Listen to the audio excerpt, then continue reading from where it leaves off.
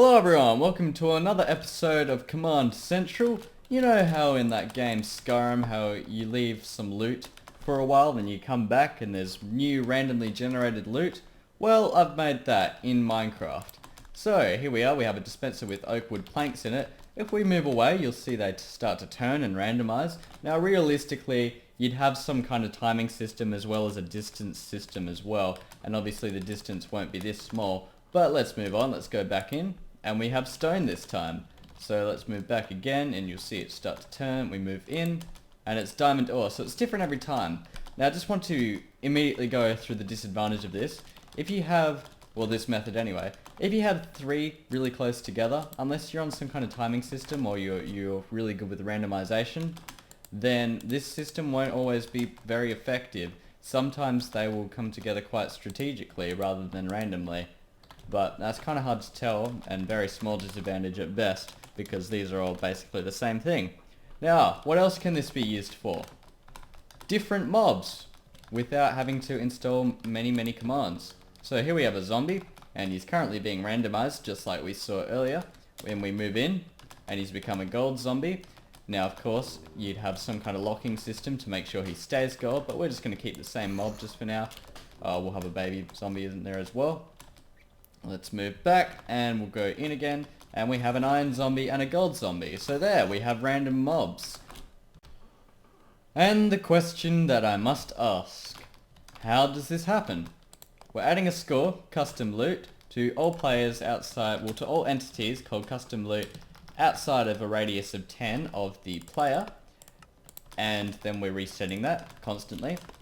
Now if it's 0, then it will change the slot container. I'm using the replace item command, so let's just go through the whole command together. Execute all, and then execute RE, RM equals 10, so outside a radius of 10, name equals custom loot, score custom loot min equals 0, and then equals 0, so if it's 0, then it will run this command. Replace item block, where it is, slot container dot for planks 10.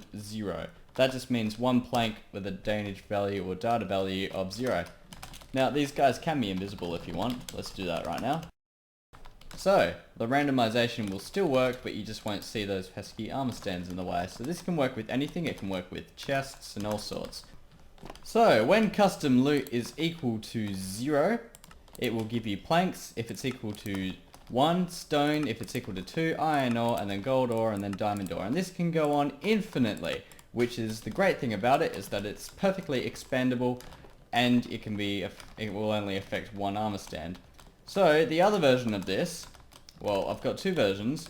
One version is more reliable than the other, but if you're not a fan of those fill clocks that are constantly running in your world, no problems. We have this clock combined with this clock. This just sets the scores and such.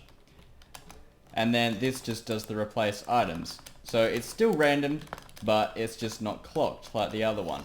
And then of course we have the other version, which is just taking the scores and adding them to this slow clock here. Now I wouldn't recommend this because it won't be as random and you might just end up with the same stuff all the time if you're not careful. The mobs, same thing. Custom loot gets set and scores get setting, and instead of the replace item command it is just the entity data command, and that is it for that.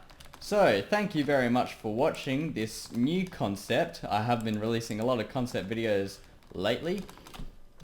So now I want to talk to you about the channel. Yes, I do this pretty much every episode because, well, I'm still kind of new to this. I consider myself that. I've only got 1,000 subscribers. I mean, huge achievement by the way, thank you very much. But still, I would like to talk to you about this. I want your ideas, your small ideas. Because I have been very busy of late and I still want to get videos out to you. Now the most time consuming thing about a video, believe it or not, is actually coming up with the idea. So what I need is your ideas. I have plenty of ideas in mind, but they're all massive projects like Risk and all those mini games that I never actually finished but really need to. What I need are small ideas to keep everyone going, very simple to explain, and then I'll happily implement them for us all to watch. So please leave your suggestions in the comments down below, but for now, thank you very much for watching. Have a great day.